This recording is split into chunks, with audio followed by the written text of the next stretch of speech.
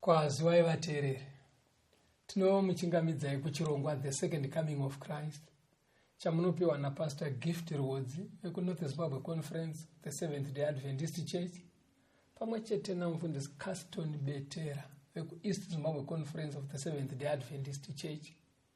Mustudio nhasi tina Shailet Chakabveyo ari kutisira sign language. Fundisi, kwazai vateereri. Vateereri tinokuchingamidzai. Toda kutenda nhasi paurukuru yedu tine musoro wenyaya unoti Mwari vanoshanda nenguva part 2. Ndizvo zvomufundisi. Right. Vateereri, hatisati tabva mubhuku raDaniel. Tiri kunyanya kutenderera pana Daniel 8, Daniel 9. Right. Saka tinoda kuti tikasike tapinda muchidzidzo chedu mufundisi.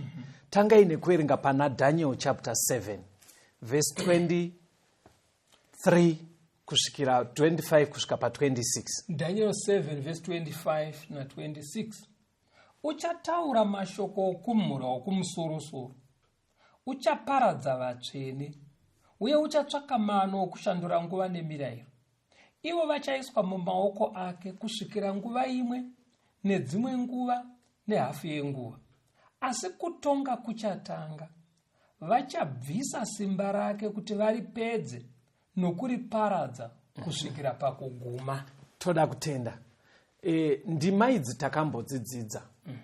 Zviri kuitika takatarisa kuuya kwaJesu, the second coming of Christ. Mwari akatiti verengai bhuku raDaniel pana Mateo chapter 24. That's right. Saka mubhuku raDaniel vateereri munopiwa nhoroondo yenyika ino madzimambo achiteedzana, but zvichitangirwa paumambo hweBhabhironi. Saka umambo hweBhabhironi uchiteedzana kudaro, waifana kuti hweBhabhironi ukapfuura, takazvidzidza kuna Daniel 2. Kobva kwauya hwechimfundisi, kwauya Medo-Persia, kwauya Greece, kwauya Roman Empire. But mukunopera kweRoman Empire muna Daniel chapter 7 yakabva yatsemuka ikaita madzimambo 10. Pa 10 ipapo pane akatanga achita unge wechi11 mumwe mambo akamera. But paaisimuka kuti akurumbire akadzura mamwe madzimambo 3. Akaaparadza. Ndobva kwabva kwasara kuine 7 pane 10 ekutanga. Neiye wechi8 akazosimuka. Yatinoti mazuano Europe iriko nhasi. Pakasara nyika dzaiti chimfundisi. Kwaiti Germany, koita Britain, koita France, koita Italy, koita Portugal, koita Spain neSwitzerland. Ndo 7 dzaive dzasara. Wechi8 wacho akazobuda ipapo anowanikwa futi kuEurope. Ndo kunenge nyaya yacho mafambira yaita. Saka paverenga mfundisi manje pari kunyanya kutsanangurwa usheu hwakazouya huchiteera Roman Empire. Auneine mamwe madzimambo 7 aya ari kunyanya kuteedzwa nechiprofita ndimambo wechi8 yaimirirwa nekarunyanga. Ndiye ari kunzi akaparadza vatsvene akachinja mitemo yaMwari. ndo yakabuda muzvidzidzo zvakapfuura kuti ichechi yemakristu ndizvozvo yenge ane muzinda kuRome, ndo yakaita zvese izvi. But pamazoverenga pabva panzi chichatozomisa kuita kweumambo chechi yemakristu kuuya kwaJesu pachitanga rutongo. Saka zviri kunoti Babylon past kana mafamba nematerere Babylon, Medo-Persia, Greece, Roman Empire, nechechi yemakristu pobva paita judgment. But hapasi kunoratidza kuti rutongo rwacho runotanga rii. Ndo pari kubva pabatsira Daniel chapter 8. Hatinzwe ichitaura zvimwe chete pamusoro pechechi yemakristu. Daniel chapter 8 pastor vachativerengera kubva pavhesi ya 23 kusvika pa25. Daniel 8 verse 23. Zvino panguva yokupedzisira youshe hwavo, kana vadariki vazadza chiyero chavo, mambo une chiso chine hasha, unoziva kuita namano akaipa uchamuka. Simba rake richava guru, asi hazvingaitwe nesimba rake chairo. Uchaparadza zvinoshamisa, asi uchafara pane zvose zvaanoita. Uchaparadza vane simba navanhu vatsvene. Zvino nokungwara kwake uchafambisa nhema noruoko rwake. Uchazvikudza mumwoyo make nokuparadza vazhinji vakafara zvavo. Uchamukiravo muchinda wamachinda, asi uchaputswa zvisingaitwe noruoko rwomunhu. Ndo pari kuburitswa semuumambo kana kuti Christian Church ichitsanangudzwa nemamwe mashoko futi kuna Daniel chapter 8. Ndo pari kunobuda ichitanga yataurwa huri umambo unobatana neRoman Empire. But pari kunoratidza kuti Roman Empire yakabva yasiyira chimuti kune Christian Church. Yasiyirwa chimuti ndo iri kutsanangurwa zvese izvi. Saka zvinhu zvese izvi hazvisi zvinhu zvakanaka kumukristu izvi. Zvekufambiswa kwenhema, zvekumukira muchinda zvakaitwa neRoman Empire, kunyange yakazotambidza chimuti kuChristian Church. Saka pakabva pasara paine nyaya mfundisi, paionekwa muono, prophecy naDaniel. Pavaipa Daniel zvinizvi, vaida kudirecta Daniel kuti azive chiri kuvavarirwa naMwari kuti tibate. Saka Daniel aratidzwa zvakashamisika kuti umambo huri kusiyiwa uchiparadza chokwadi chaMwari kudai, zvambonyanyeita sei? Saka pakabva paita ngirozi dzaitaurirana. Kuita sekumuburitsira pachena. Iye achiona ngirozi ndobva dzakutaurira zvikati, nhai varume, izvi zviri kuitwa neumambo zvekuparadza chokwadi chaMwari, uchitsikirira chokwadi chese nekuparadza nzvimbo tsvene yaMwari nezvipiriso zvaMwari. Zvicharamba zvichisiwa zvakadai kusvika rini? Handiri mapabata manje. Saka pakabva papiwa mhinduro inotibatsira kuti tizive kuti rutongo runotanga rii mushure mekunge Christian Church yatanga kuita mabasa. Endai pana Daniel 8 vhesi ya 13 na 14. Daniel 8 vhesi ya 13. Ipapo ndakanzwa mumwe mutsvene achitaura. Zvino mumwe mutsvene zvaakati kuna iye wakanga achitaura. Ko izvo zvakaratidzwa zvichasvika rini? Izvo zvechipiriso chinopiswa nokusingaperi, nokudarika kunoparadza, kuti nzvimbo tsvene nehondo zviregwe zvichitsikwa netsoka.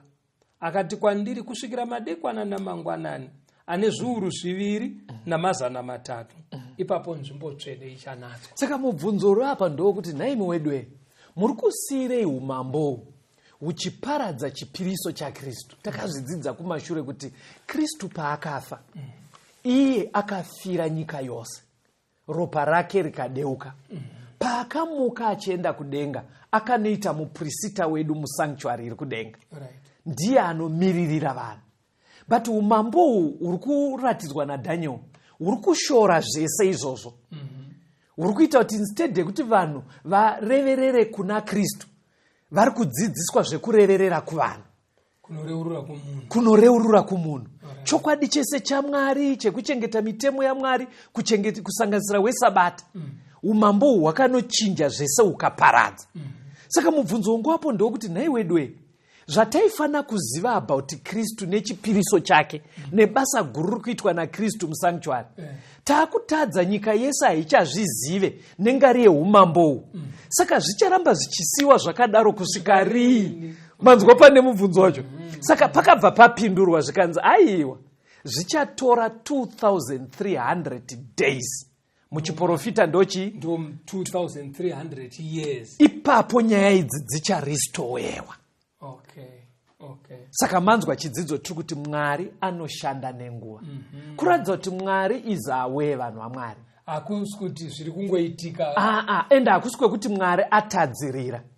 Ane mazana ainawo, nhema dzichifambiswa dzichitekeshera, basa raKristu ari musanctuary richidzimaidzwa, vanhu vachitadzisa kuti vazive mitemo yaMwari, zvese zvichidzimaidzwa. Mwari ari kuti aiwa, ndiri kuzviziva, chokwadi ichi chichafukunurwa, chichatanga kuiswa pachena kwapera 2300 years.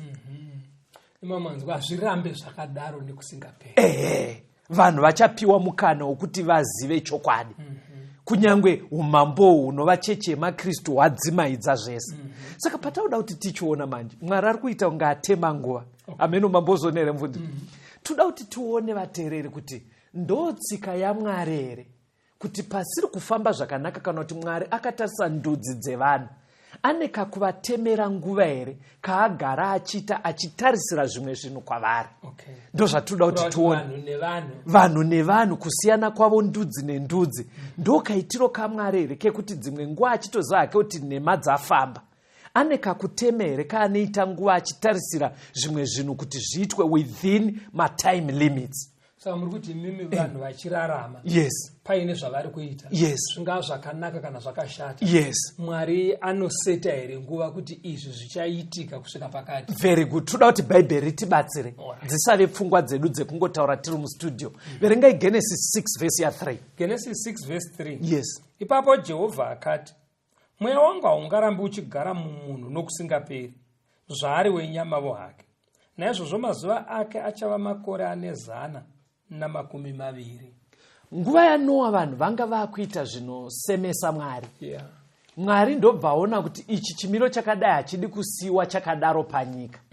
Mwari ndobva auya nezano rekuvaparadza. Asati avaparadza akati ndakumbovapa 120 years dzenyasha dzegrace period, kureva kuti haana kuzongoti one day ndichavaparadza nemvura. Haana kuita zvekunge kungovhundukira ba. Akatoseta nguva kuti gandivape grace period ye 120 years. Vanogadzirisa vagadzirise. Haizi nyaya yakangokaruka angofuma mumwe musoti vanhu vanda kutovaparadza. Saka uri kuti rewo kuti tichirarama saizvozvo. Yes, pastor. Umwe neumwe Mwari anogona kutoti uyirega ndimpe makore akati, uyirega ndimpe makore. Ndizvozvo pastor. Ndizvozvo chaizvo. Ndo zviri kutovavarirwa nehurukuro inei kuti tizoti Mwari anoshanda nenguva even akatitarisa as individuals. Hatione imwe muenzaniso Genesis 15 verse ya 13 nevhesi ya 16. Genesis 15 verse ya 13. Akati kuna Abrahama, uzive kwazvo kuti vana vako vachava vatorwa munyika isati iri yavo, vachava varanda vavo, vachatambudzwa makore ana 400. 16. Rudzi rwechina ruchadzokera pano, nokuti kusarurama kwavaAmori kuchigere kuzara. Abrahama ari kuudzwa naMwari kunzi vazukuru vako vachaenda kuEgypt for 400 years. Saka nyaya yekuenda kuEgypt hachizi chinhu kuna Mwari chakangoitika chisiri muzano rake. Ari kutotaura kuti vachanogara 400 years. Panopera 400 years ndoda kumbopa mukana vari kuno kuKenani maAmorites kuti pa 400 years idzi pamwe vanochinja. Kuri kwekuti havachinje, I know kuti pa 400 years vanenge vazadza kapu yezvivi zvavo. Muri kuona zano raina Mwari. Saka taurai. Ndiri kuona handisi kuona vaAmori chete. Kune vaAmori vari kunzi tiri kuvapa makore esaya kuti ivo vasvike panogumira chiyero chavo. Yes. Uko vaEgypt vachipuwawo futi same period iyoyo. Exactly. Kuti vadzidze kuvaIsraeri. Yes. Kuti Mwari anonamatwa sei. Ndizvo nekuti vaIsraeri ndo vanga vakaitwa rudzi rwevadzidzisi mateachers kuti vatidzidzise kanamatiro kanofanira kuitwa ani. Saka pavakaenda kuEgypt 400 years dzaive 400 years uri mukana kuna Faro nevanhu vake kuti vazive Mwari. Ngatichionai panopera 400 years idzi kuti pane chakachinja here kuEgypt. Exodus 5 verse ya 2. Farao akati, Jehovha ndianiko kuti nditeerere inzwi rake, kuti nditendere vaIsraeri kuenda? Handimuzivi iye Jehovha, nene handingatendere vaIsraeri kuenda. Wasted time. Hey. Ana Pharaoh ndo vaitungamira maEgyptians. After 400 years vaine mateachers. Vachiona kwavari vachikopa kuti kana matirwo kamwari kaifana kuitwa sei. Padza kupera 400 years dzichiti gedye, Farao mutungamiri wenyika yacho ari kutoshamisika kuti Mwari ndiani. Handimuzivi. Kurati akaramba kusvikira 400 years dzipere. Chinzwai matauriro anoita Bhaibheri richitaura chimiro ichi, kwete kuna Farao ega, but nenyika yacho yese yeEgypt. Kuna Jeremiah 46 verse 17. Jeremiah 46 verse 17. Vakadanidzirako vachiti, Farao mambo weIjipita iguhu zvaro, wakarega nguva yakatarwa ichipfuura. Taurai pastor, panonzwisa tsitsa. Panonzwisa urombo zveshuwa kuti ukanzi Farao kana zvichinzi iguhu zvaro kureva kuti pakuyerwa hapana chiripo marara. Nemhaka yei akatambisa nguva nemikana yakanga akapiwa. How many years? 400 years. Mwari vanoshanda nenguva. Nemi pamuri kuteerera vateereri, hachisi chinhu chakanaka kuti Mwari even uchiri mupenyu anga atopedza newe kuti uri marara zvako. Pari kutaurwa nyaya ika vari kutoti marara because vari kutoona kuti exactly 400 years dzakutoti gedye. Asi haasi kuziva. Nezvidzidzo zvese zviri kuitika izvi ugopedza gore ungori marara. Saka tatarisa maEgyptians nemaAmorites. Ngatichionai rumwe rudzi futi rwevana veIsraeri nevekubhabhironi. Jeremiah 25 verse 11. Jeremiah 25 verse 11. Nyika ino yose richava dongo nechishamiso. Marudzi awa achabatira mambo weBhabhironi makore ane 40. Mwari ari kutendera kuti vaIsraeri vagonova nhapwa kuBhabhironi. How many years? 70 years. Haana kungotenda iko ndichazofunga mako. Zvaive muzano raMwari zviine nguva. Hatichiverengai Jeremiah 29 verse 10. Jeremiah 29 verse 10. Yes, pastor. Nokuti zvanzi naJehovha, kana makore 40 apera, Bhabhironi ndichakushanyirai nokukusimbisirai shoko rangu rakanaka, ndichikudzoserai kunzvimbo ino. Saka pakapera 70 years vateereri, vana vaIsraeri vakwaJudha vanga vaenda kuBhabhironi, vakabva vadzoka vachibvako. Zviri kureva kuti kudii paBhabhironi, pastor? Zviri kuti Bhabhironi yakanga yapiwawo mukana yekukopa kuna naDhanieri nana Shadrach kana matirwo kamwari wokudenga. But muchiona Bhabhironi yakazoparadzwa, havana kushandisa 70 years idzodzo. Mwari vanoshanda nenguva, even kwatiri ma-individuals. Verengai Matthew 1 verse 17. Matthew 1 verse 17. Yes. Naizvozvo marudzi ose kubva kuna Abrahama kusvikira kuna David aiva marudzi ane 14. Kubva kuna David kusvikira pakutapwa Bhabhironi marudzi ane 14. Kubva pakutapwa Bhabhironi kusvikira kuna Jesu Kristu marudzi ane 14. Muri kuona here vateereri kuti tisingaise madheti nenguva zviri kuita kunge Mwari anoshanda nenguva. Nekuti zviri kunzi kubva pana sekuru Abrahamu tofamba kusvika pakauya mambo David, hanzi pane 14 generations. Tobva pana David kusvikira vana vekwaJudha pavakaenda kuutapwa kuBhabhironi, hanzi pane 14 generations. Kubvira pavakabva kuutapwa kuBhabhironi kuuya panguva yaJesu, hanzi pane 14 generations. Imi mamusi kuona here kuti Mwari ari kuita kunge anotori nekaurongwa kakarongeka kaari kudhila nenyika inoyi. Saka shuwa kana nesuwo Mwari anotipa mikana, anotiverengera nguva. Yes. Saka ngatishandisei nguva, ndo zvandiri kuona zviri kuramba zvichiita. Exactly. Ngatishandisei nguva ateereri. Iye zvinezvi ngatimbonzwa kambo tuye toenderera mberi nechidzidzo. Samira maoko aJesu unobatsirwa zvekuti uchimusimbiraje uchazofara. Samira maoko nerudo rwake, samira maoko netsitsi, tarisa kudenga kumushahadzira maoko. Samira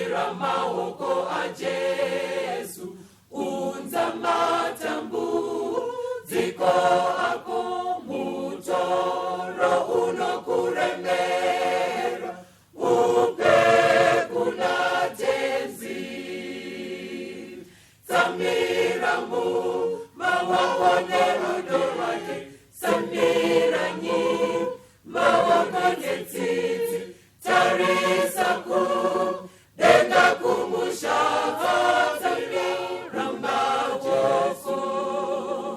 tsamira maoko a Jesu zvinochisiya zvese kwari ane mutsa ane rudozve anoona zvese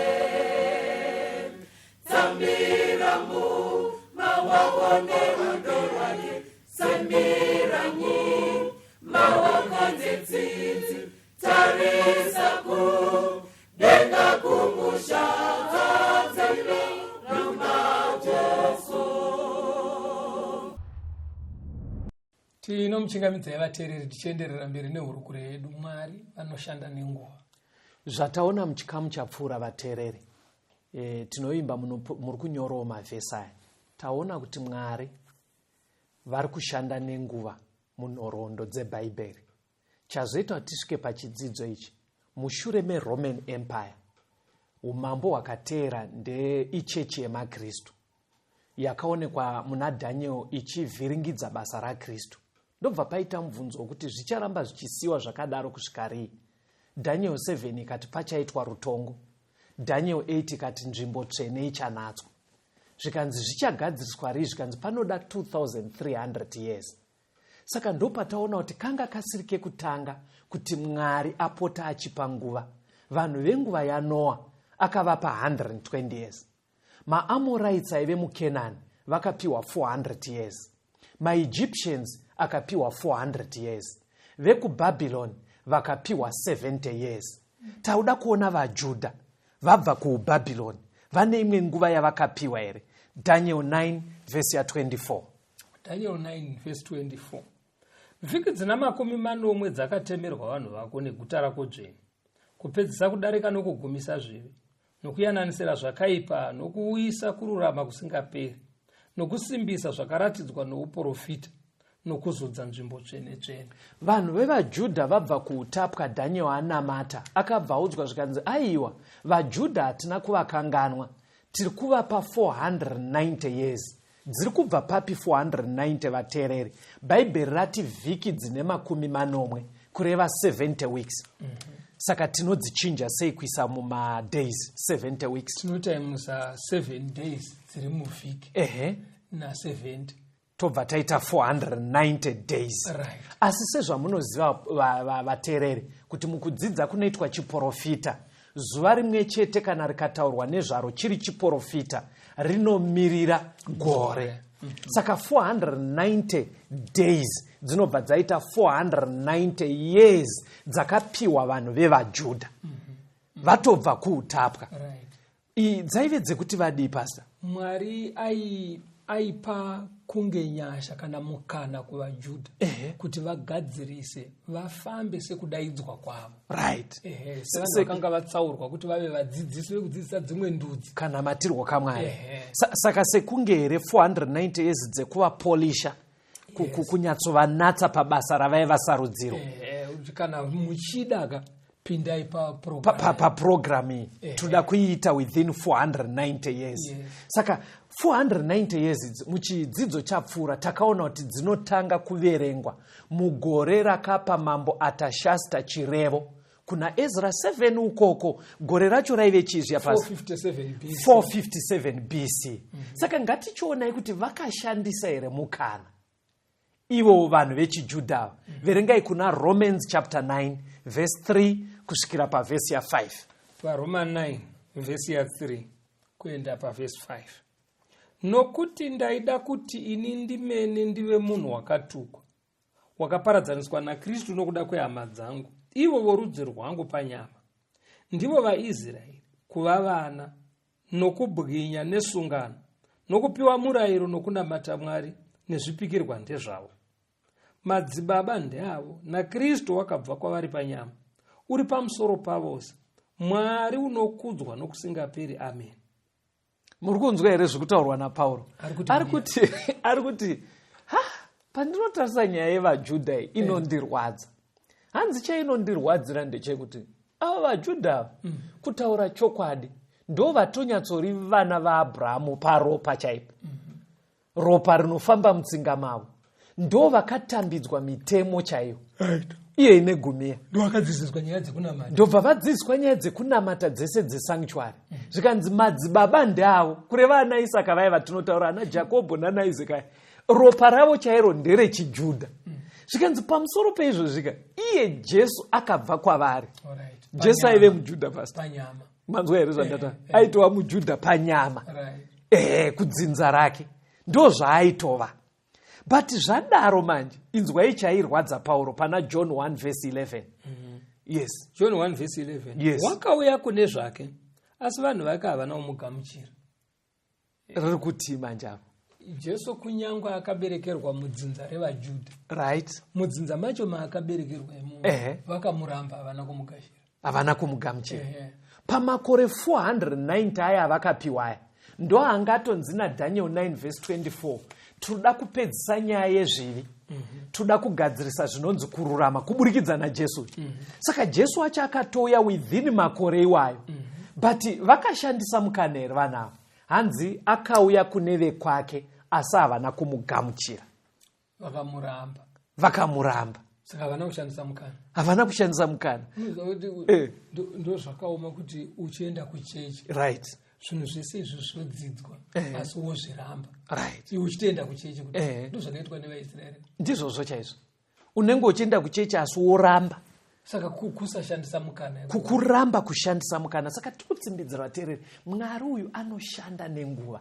Shandisai nguva vateereri. Ngatichionai Jesu akuvaisira pachena kuti hamusi kushandisa nguva. Akataura nevakuru vevaJudha. Nemwe mufananidzo wevaFarise vaiita nyaya dzekutungamira kunamata. Pana Mateo 21.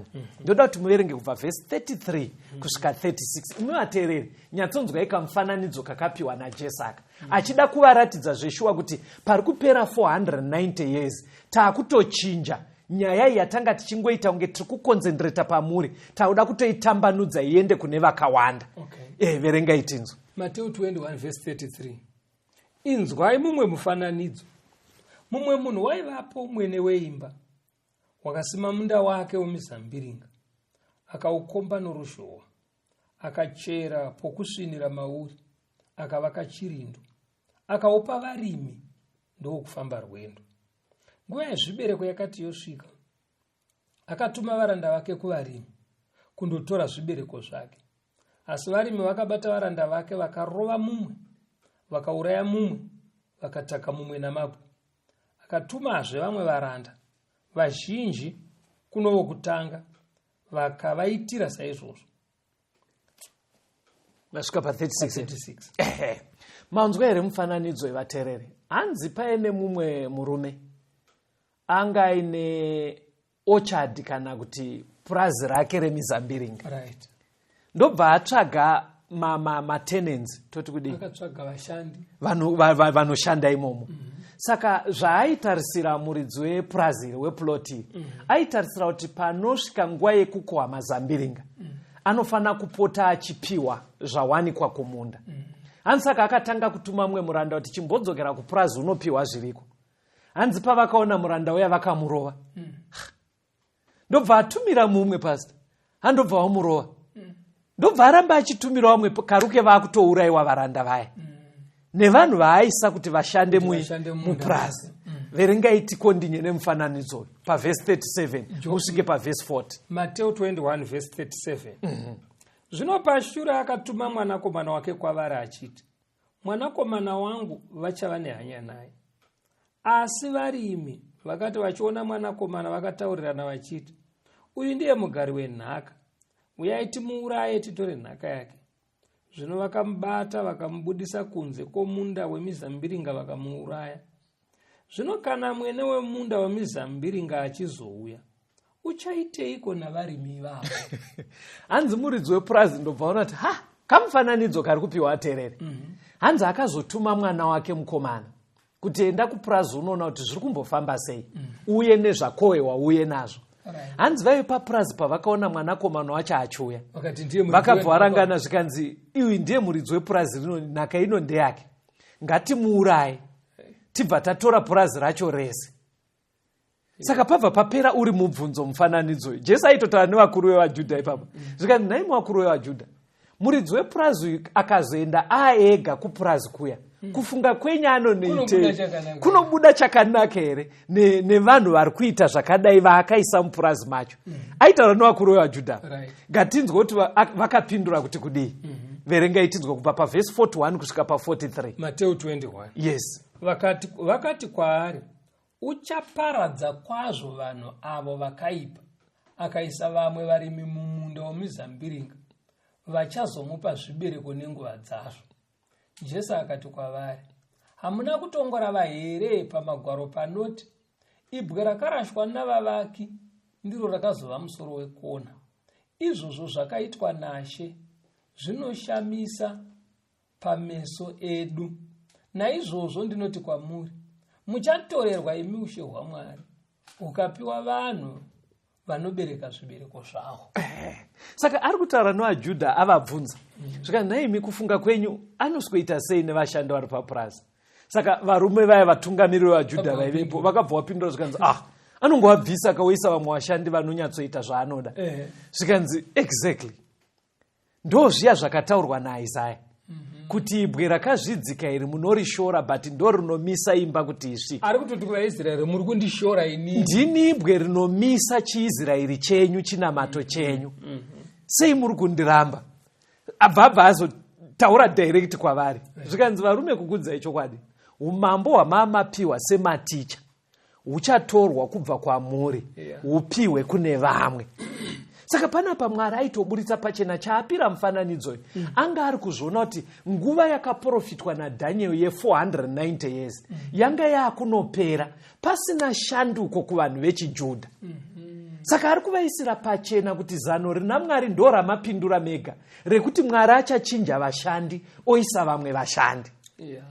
Saka kureva kuti vanhu vechijudha Mwari havana kungoramba vari special people yaMwari nekusingaperi. Ndoda kuti pfungwa iyi ibatwe nevateereri.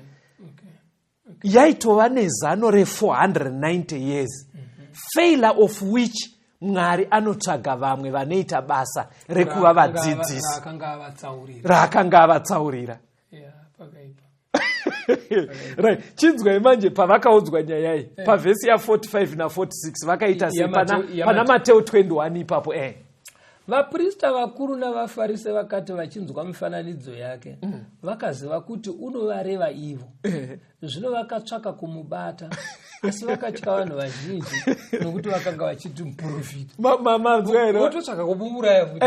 Vakatoziva kuti ari kurehwa apa ndisu. Because vineyard ka mundo wemizambiringa Isaiah 5:7 inoreva kuti imba yaIsraeri. Ivo ndo vaivatungamiri vanzi vabatsire rudzuru kuti vanyatsova vaticha anodzidzisa ndudzi dzese vhangeri. Saka pakanzi Mwari achakuchinjai oisa vamwe, akatoziva kuti zviri kurehwa neBhaibheri kuti Mwari aive nezano rekuzosudurudza vanhu vechijudha, otora vamwe vasiri vechijudha kuti vaite basa revhangeri. Saka muri kuona titoriwo mustudio. Izano raive naMwari rekuti uspecialness hwemaIsraelites, teererai vateereri, hwanga husiripo nekusingaperi kuri kwekuti havasi kuteerera Mwari. Waive conditional kuti pa490 years ngavaburitse mafruits, ngapaite michero yekuratidza kuti vari kufamba muzano raMwari. Nekuti vakatadza kudaro Mwari aizopfekera vamwe muzano iroro. Saka chiverengai munzwe kuna Luka 19 vhesi ya41 kusvika pa44 inoti kudii? Luke 19 vhesi 41. Zvino wakati aswedera pedyo akaona guta, akachema pamusoro paro achiti, dai waiziva iwe zuva rino zvinhu zvingakupa rugare, asi zvino zvakavanzirwa meso ako, nokuti uchasvikirwa namazuva auchavakirwa nawo muchinjiziri navavengi vako.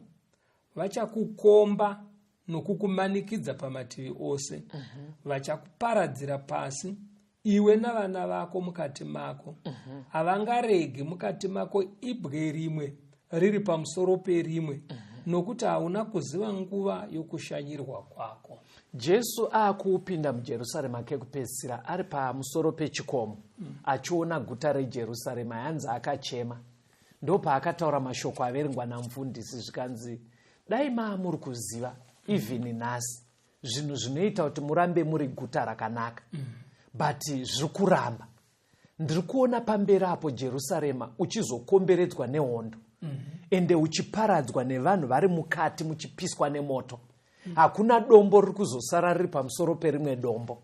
Aiprofita zvakaitika muna AD 70 Jerusarema parakaparadzwa naTitus mukuru wehondo yevaRoma.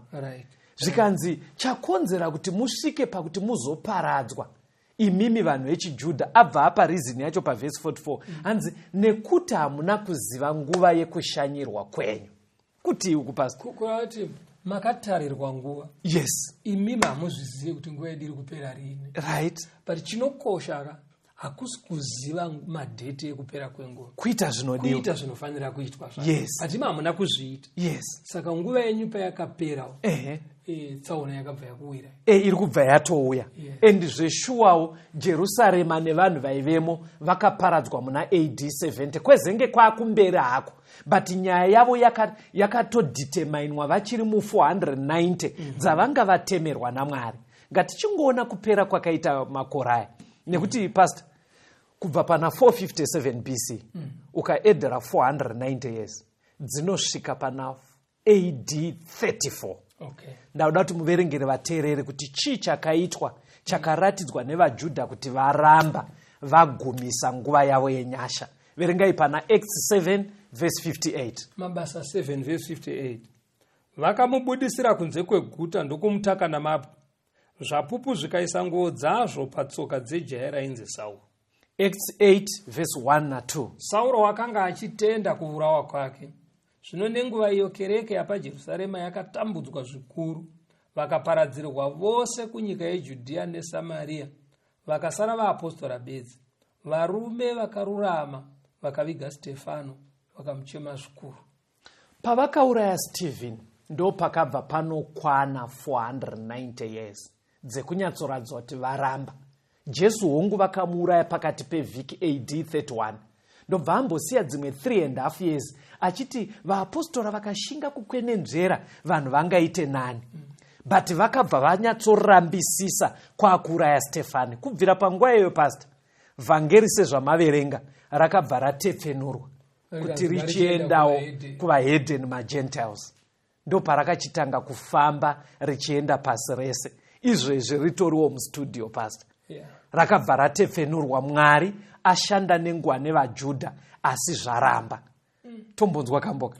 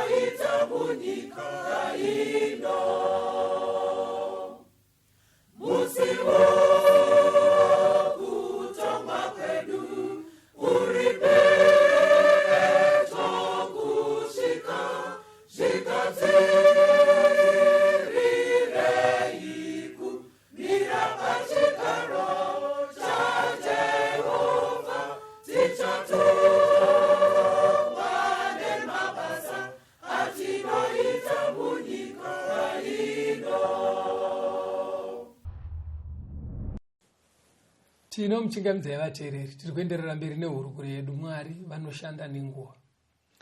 Toda kutenda muzvikamu zvapfuura taona Mwari vachishanda nendudzi zvichiratidzwa kuti Mwari vane nguva. Nguva yaNoa vakapiwa 120 years, vekuEgypt vakapiwa 400 years, maAmorites 400 years dzekukwenenzverwa kuti vazive Mwari. Babyloni ikapiwa 70 years. Ndobva taona vaIsraeri vachibva kuBhabhironi vadzoka kumusha kwavo. Ndobva vatemerwa dzimwe 490 years dzekuti vakwenenzverwe pazano raMwari. Dzakasvika pakunopera muna AD 34 pasina kuita michero yaitarisirwa naMwari, kusvikira Mwari achitendera vhangeri kuti munhu wese anoda kutora mukana wekuva mudzidzisi weshoko raMwari nekurarama nekunamata zvinodiwa naMwari aite zvimwe chete. Saka tauda kutiona kuti mienzaniso yatatora mishoma. Ko in summary Mwari ane zano ripi nendudzi dzose? Mapabata zvakanaka kuti mangotora vaIjipti, vaAmori, vaBhabhironi, vamwe vese nesuwo isusu. Vamwe vese ndopatauda kuenda kuti sezvaakachitendera vhangeri kuti tese tigonewo kuva vadzidzisi veshoko kana taita zvinodiwa naMwari. Ane zano ripi? Nekuti vamwe aita unga ari kuvatemera nguva. Kunouku kundudzi dzimwe dzese tiri kufanira kungorarama here kana kuti zvine nguva futi? Saka muenzaniso watoda kushandisa pastor ndewe Pauro paanga akuparidza achitenda kundudzi dzakasiyana. Kumwe kwacho kwaakasvika kuGreece, kuAthens, kwaitova nevanhu vaitoitawo kanamatiro kavo. Saka ane kuparidza kwaakavaitira kwatoda kuti tingoti teedzei muchikamu chino. Kunowanikwa kuna Mabasa 17. Verengai kubva pavhesi 16 kusvika pa20. Mabasa 17 verse 16. Yes. Zvino Pauro achakavagarira paAtene akanzwa shungu pamwoyo achiona kuti guta rizere nezvifananidzo. Naizvozvo akataurirana musinagoge navaJudha navainamata Mwari napadare zuva rimwe nerimwe navanosongana navakasongana navo. Zvino vamwe vakachenjera vavaEpikuro navaStoiko vakaita nharo naye. Vamwe vakati, ko uyu mutauri wezvisina maturo unoda kureveiko? Vamwezve vakati, unenge muparidzi wavamwari vasingazikamwe, nokuti wakavaparidzira Jesu nokumuka kwavakafa. Zvino vakamubata vakamuisa paAreopago vakati, ngatinzwevo kuti kudzidzisa uku kutsva kunotaurwa newe ndikweiko? Nokuti unoreva zvimwe zvinoshamisa panzeve dzedu. Naizvozvo tinoda kunzwa kuti zvinhu izvi ndezveiko. Paul ari paAthens akamirira shamwari dzakana Timoti nana Silas kuti vasvike. Hanzi paaitenderera muguta iri akanyatsoona kuti vanhu vaivemo vaiita zvekunamata. Nekuti aiona atari dzakanyorwa ipapo dzimwe dzakanzi kuna Mwari vasingazikanwa. Saka vaaisangana navo vese aibva atanga kudzidza navo vhangeri. Saka paaidzidza navo vhangeri muguta umaive nemapoka mairi akakurumbira vainzi vaStoiko nevaEpikurio. Vaive nemaitiro avo. Saka ndobva vamudedza zvikanzi iwe zvii zvaunotaura iwewe? Toda kuti timbokunzwa iwewe. Zvikanzi it's okay. Saka vane muzinda wavo mukuru waita unge horo yekupota muchinoita anenge madhibheti kuitira kuti ane pfungwa nyowani dziri kukurumbira mazuva iwayo dzinzikwe. Saka vakati uyu zvaanotaura asati azvinzwa. Saka aenda vakabva vamutarira zuva rekuti aendemo. Vainzi vaStoiko vaatereri. Iboka revanhu vaita, ndikati munhu anoita zvekunamata ndoti ndoda vara rechirungu iri pastor ndisire mushona kuti men are religious. Kuti munhu wese ane kanamatiro kake. Saka vainzi vaStoiko vaive nedzidziso yekutenda kuti God is in everything. Kuti chinhu chese pachiri chinogona kutove Mwari. Ukada kuchieresa. Kana ringave dombo, kana mvura, kana mombe, kana nzou. Anogona kuve Mwari wako. Anogona kuva. Ndo vaive vaStoiko avo. VaEpikurio manje vaitenda kuti Mwari ariko akasika. But vaiti asika akabva asiya nyika kuti chizvionerai. Haasisiri involved nezviri kuitika panyika. Anotoshamisikawo mukasaita zvamuri kufungawo. Akangokusiyai makadaro kuti muchimaneja muchingozvionera hameno kwamunosvika. He is no longer involved. Ndo raive boka racho iri. But vaine kanenge kakunamatana. Saka vakamutarira zuva kuti toda kukunzwa. Ngatichinzwai paakapiwa zuva rekuparidza pana Acts 17 kubva pavhesi ya 22 kusvika pa26. Mabasa 17 verse 22. Zvino Pauro amire pakati peAreopago akati, imi varume veAtene, pazvinhu zvose ndinoona kuti munonamata zvikuru. Yes. Nokuti ndakati ndichipfuura ndichicherechedza zvamunonamata, ndakawanawo aritari yakanyorwa kuna Mwari usingazikamwe. Zvino chamunonamata musingachizivi ndicho chandinokuparidzirai. Mwari wakasika nyika nezvose zviri mairi. Iye tenzi wedenga napasi. Haagare mutemberi dzakaitwa namavoko. Haashumirwi namaoko avanhu. Saachinge achishayiwa chinhu. Zvari yamene unopa vose upenyu nokufema nezvose. Wakaita marudzi ose avanhu achibva kuno mumwe chete, kuti agare pose panyika. Ambotara nguva dzavakatemerwa nemiganhu yokugara kwavo. Saka apiwa mukana ari kubva atanga zvikanzi varume imimi vepaAthens. Kutaura chokwadi ndaona munonamata. You are religious. Alright. Iye pastor munomboziva kuti munhu wese ane kakunamata. Yeah, very right. Even imimi vateereri unogona kuva usingaende kuchechi. But pamwe paya pamune muchiti vari kumhepo mutione. Ndokanamatiro kako. Vakatungamira mutione. Muchidaro.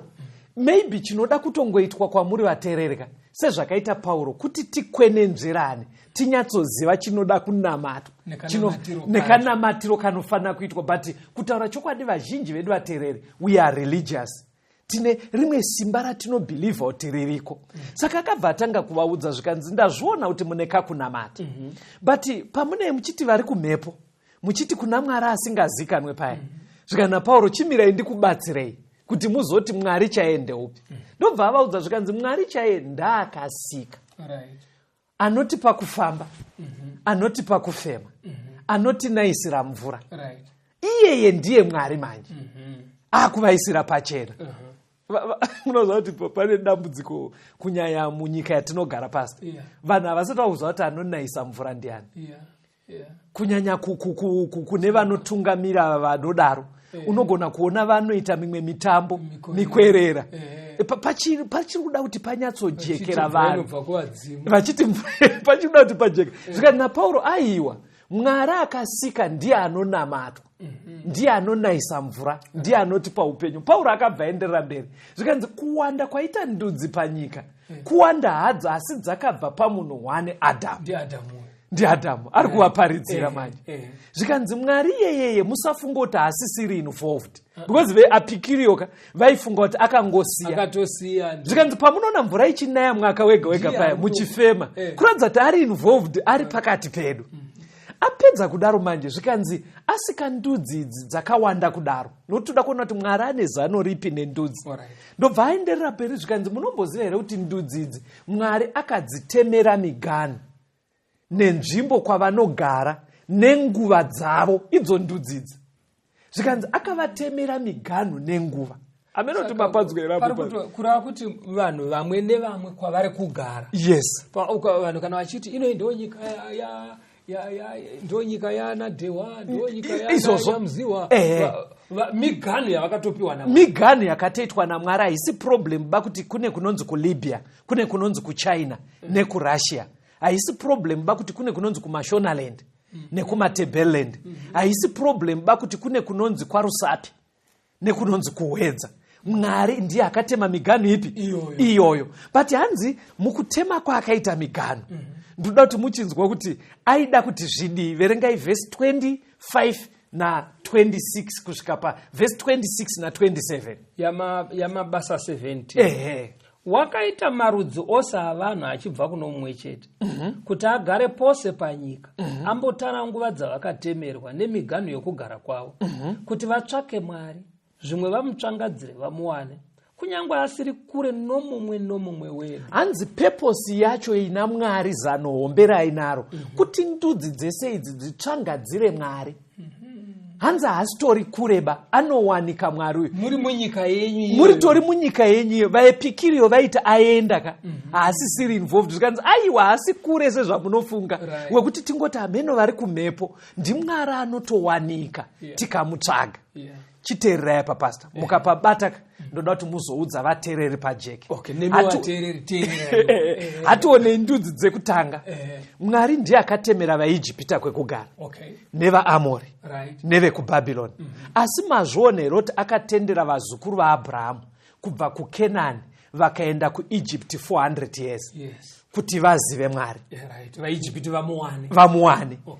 ana Farao vakawesta nguva. Right. Ndiye akatendera kuti ana Daniel, Shadrach, Meshach vaende kuBhabhironi 70 years kuti ana Nebukadnezar vatsvangadzire Mwari vadi vamuwane. Ndo zvaachiri kungoita nendudzi. Mukuidzwa nyaya yacho. Saka pandinoda kuuya manje pane kutaura kunouya muvanhu kwekuti haiwa zvechechi zvakaya nevarungu. Saka ndatanga ndapa maexample yekuti muone kuti kuBhabhironi zvakatenda nana Daniel, kuEgypt zvakatenda nana Jacob. Itori zano raMwari pastor nemuatereri varungu vacho vatouya nevhangeri kanenge kakutransfer vanhu kaya itaimi dzinenge dzakwana dzaMwari dzaari kutozva kuti rudzuru pastage yavave ngavachiziva Mwari. Ndine maexample andinawo pastor. Pane murume ainzi Robert Morrison. Muna 1807 Robert Morrison ndiye akatanga kuenda nevhangeri iri ratiri kutaura muno mustudio achienda naro kuChina. Manzwa here? Sezvaingoitwa vana Jacob vachienda kuEgypt kuti vekuChina varinzwe. Kune mumwe murume futi ainzi William Carey. Muna 1793 ndiye akatanga kuenda nevhangeri kuIndia. Kuti vekuIndia vanzwewo. Mienzaniso yandingori nayo itorimo muhistory yekuti muatereri munogona kunozvitsvaga. Zvekuti munogona kutotsvaga mimwe mienzaniso inoenderana nekunharaunda kwamuri. Saka haisi nyaya yekuti ungabva wavhika mutereri uchiti kwani tine maitiro ataita isu nana sekuru vedu izvi zvazoya manje nananhingi. Ndo zviri kutaurwa neBhaibheri kunzi itori tsika yaMwari yekutemera ndudzi nendudzi miganhu nenguva.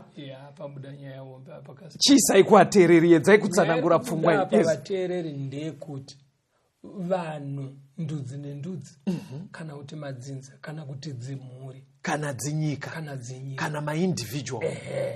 Pane nguva dzinotarwa naMwari kuti uyu kauyu pagore rakati mwedzi wakati anofanira kusangana nanhingi kuti anzwe kuti ndiriko uye ndinonamatwa sei. Ndosaka muchiona kune imwe nzvimbo kunongotumirwa ticha kana umwe mupurisa anongotransfewa nebasa kuti aende nechiedza ikoko.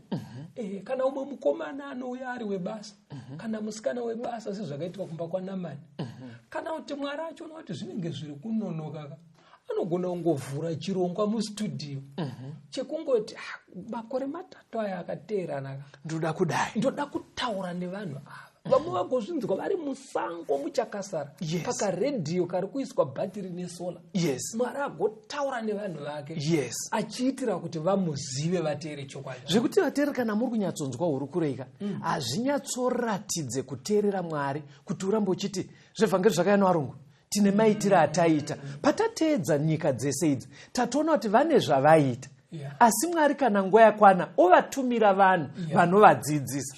Saka kubvira vaJudha pakakwana nguva yavo Mwari akatendera kuti vhangeri wese anoda kuteerera Mwari unogona kuvawo mudzidzisi wemuvakidzani wako.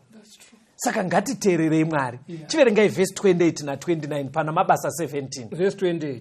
Nokuti maari tino upenyu tinofamba tiripo sezvavakareva vamwe vanyori venziyo dzokwenyu vachiti nokuti tiri rudzi rwakewo. Zvatiri rudzi rwaMwari hatifaniri kuti umwari hwakafanana nendarama kana sirivheri kana ibwe zvakavezwa noumhizha kana kuchenjera kwomunhu. Nguva yedu yakukwana vateereri. Hanzi saka kana taziva Mwari akasika ndiye anotipa kufamba nekudya. Pepe pataisiti vari kumhepo nemana samaita tarisai vana vakufamba. Bhaibheri rabva raisa pachena kati aiwa yeve nguva yekusaziva manje iyoyo anotipa kufamba nenzendo even uchikwira ndege ndiye Mwari uyo akasika. Hapachada kuti vakatungamira vadzimu vachidaro. Zvikanzi chimwe futi zvamaziva because muAthens vaive nemaidols hope. Zvikanzi chiregai kuitira Mwari uyu zvifananidzo. Haangaenzaniswe nezvinhu zvakadaro. Zvavakatofanotadza kandomubvunzo unenge uri kuti alright kuti zvavai zvatakaita zvese izvi tichipira mikwerera tichiuchira vadzimu. Verengai paverse 30 kusvika pa31 munzwe. Mabasa 7. Verengai inopindura mubvunzo. Naizvozvo Mwari wakarega hake kurangarira nguva dzokusaziva. Asi zvino unorayira vanhu vose kwose kuti vatendeuke. Nokuti wakatara zuva raachatonga nyika naro nokururama. nomurume waakagadza akasimbisa shoko iroro kuna vose pakumumutsa kuvakafa. Saka pabvunzwa namufundisi kuti ko zvataita kare tichiuchiriswa kuti usati wafamba rwendo waenda paguva wonoti mbuya ndaakumbofamba. Ndo zvandaita mufundisi handisi kureva mwana ba. Ndadzokera kuchikoro boarding. Ndaenda paguva rambuya. Ndakatorayirwawo kudaro kuti ndonosvika ndoti mbuya ndaakumboenda kuchikoro munditungamire. Saka pamubvunzo wamabvunza manje ndo pari kunzi neBhaibheri Mwari anoregerera nguva yekusaziva. But akuchirayira munhu kwese kuti munhu achitendeuka. Zvikanzi nyaya iyi pairi kunetsaka ndoda kuti muone kuti Mwari anoshanda nenguva. Because hanzi still akatara zuva raachatonga naro nyika. Kurodza nyaya haisi kungoenda up to infinity. Ine nguva yainonoguma. Chiverengai verse 32 ndoda kuti muzoverenga vhesi redu rekupedzisira riri kuna zvakazarwa. Zvino vakati vachinzwa zvokumuka kwavakafa vamwe vakaseka. Asi vamwe vakati tichazokunzwazve pamusoro paizvozvo. Because vaepikiriyoka vaiti Mwari akasiya nyika ukatongofa wafa. Saka pavakanzwa kunzi Mwari achatonga vanhu vese yaive kwese nayo ndeyekuti anogotonga vanhu vese seiko anasekuru edu akafa. Saka ndobva wabva waudzwa kunzi aiwa kune zuva rerumuko riri mberi. Teerera ipapo ateerere. Mwari achatonga zuva rerumuko, vakafa vachatongwa, kune resurrection iri mberi. Saka kana nyaya yakamira yakadaro kundudzi nendudzi, mafamilies nemaindividuals, ngatishandisei nguva. Vaverengerei zvakazarurwa pastor. Zvakazarurwa chapter 14 verse 6 na 7 ndo vhesi redu rekupedzisira. Zvino ndakaona mumwe mutumwa achibhururuka pakati pedenga aine evhangeri isingaperi, kuti aiparidzire vanogara panyika namarudzi ose nendudzi dzose nendimi dzose navanhu vose. Akati neinzwi guru, ityai Mwari mumurumbidzei, nokuti nguva yake yokutonga yasvika. Namatai iye wakasika denga nenyika negungwa namatsime emvura. Ngatinamatei Mwari, nguva yekutonga iri kutonzi yasvika. Ngatinamatei munhu akasika. Panogona kudaro paine vane mibvunzo pachidzidzo chataita kana pasina kunyatsa kukujekerai.